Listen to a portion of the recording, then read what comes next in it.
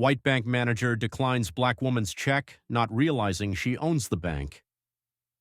The morning sunlight streamed through the large glass windows of Maplewood Bank, illuminating the polished floors and neatly arranged desks.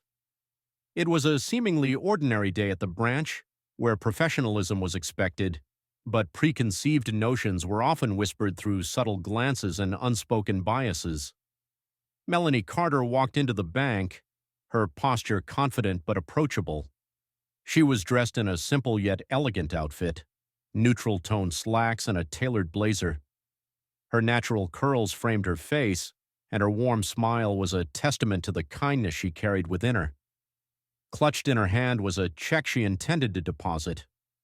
Melanie was no stranger to success. As the CEO and majority shareholder of Maplewood Bank Corporation, she had built an empire with her financial acumen, strategic decisions, and a passion for creating opportunities for underserved communities. Yet she preferred anonymity in her day-to-day life. Today was one of those days where she wanted to experience her business from a customer's perspective. She walked up to the counter and greeted the bank manager, Richard Walters, who was standing near one of the customer service desks. Richard, a middle-aged man with salt and pepper hair and a stern demeanor, glanced at her with a mixture of indifference and condescension. "How can I help you?" he asked, his tone lacking warmth. "I'd like to deposit this check into my account," Melanie replied, handing him the check. Richard took one look at the check and his eyes narrowed. The amount was substantial, $250,000. Without so much as verifying its authenticity, his expression shifted to one of skepticism. "This doesn't look right," Richard said, frowning.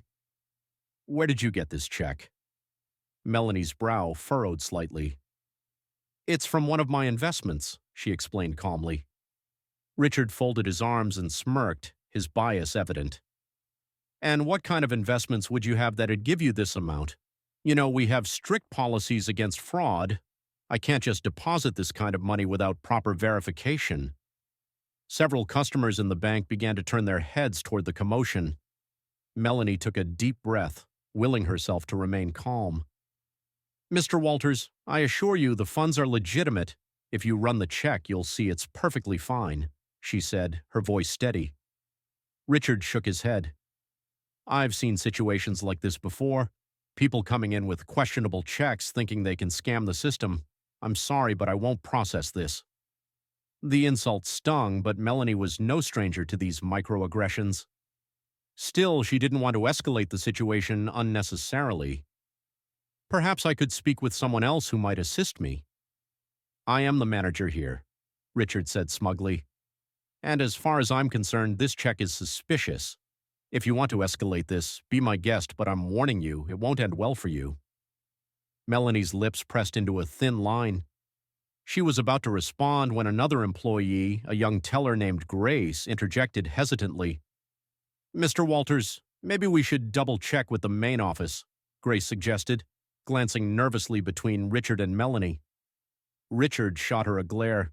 "Stay out of this, Grace. I know what I'm doing." Melanie sighed, realizing she had seen enough.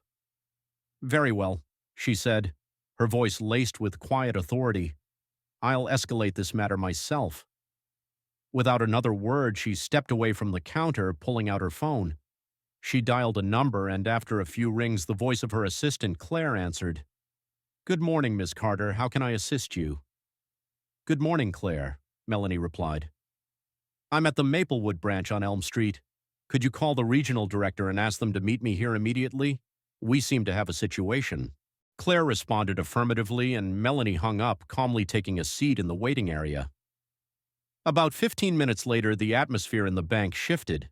A sleek black car pulled up outside, and out stepped Mr. James Donovan, the regional director of Maplewood Bank Corporation. His sharp suit and purposeful stride immediately drew attention as he entered the branch. "Good morning, Miss Carter," he greeted Melanie with a warm smile. "I came as soon as I got the call." "Thank you for coming, Mr. Donovan," Melanie replied, standing to shake his hand. Richard's face went pale as he watched the exchange. He hurried over, confusion and panic etched across his features. "Mr. Donovan, what brings you here?" Mr. Donovan turned to Richard with a measured look. I'm here because Miss Carter requested my presence. Is there a problem? Richard's eyes darted to Melanie, and for the first time he seemed to grasp that she might not be who he assumed. There was an issue with a check she presented. I was just following protocol. Melanie arched an eyebrow, her calm demeanor unwavering. Protocol, you say? Mr. Donovan, would you mind verifying this check for me? Of course, Mr. Donovan said. He took the check from Melanie and examined it closely before walking over to one of the computers. Within moments, he confirmed its validity. The check is perfectly legitimate, Mr. Donovan announced, his tone leaving no room for doubt. Richard stammered, his confidence crumbling. I didn't mean any disrespect. I was just being cautious. Melanie stepped forward, her voice steady but firm. Caution is one thing, Mr. Walters, but discrimination is another. You assumed, without evidence, that I was attempting fraud simply because of how I look. That kind of behavior is unacceptable, especially in an institution that I have worked hard to build and sustain. Richard blinked in confusion. Build? What do you mean? Mr. Donovan cleared his throat. Ms. Carter is the CEO and majority shareholder of Maplewood Bank Corporation. The color drained from Richard's face. I didn't know. I'm so sorry, Miss Carter, he stuttered. Melanie fixed him with a piercing gaze.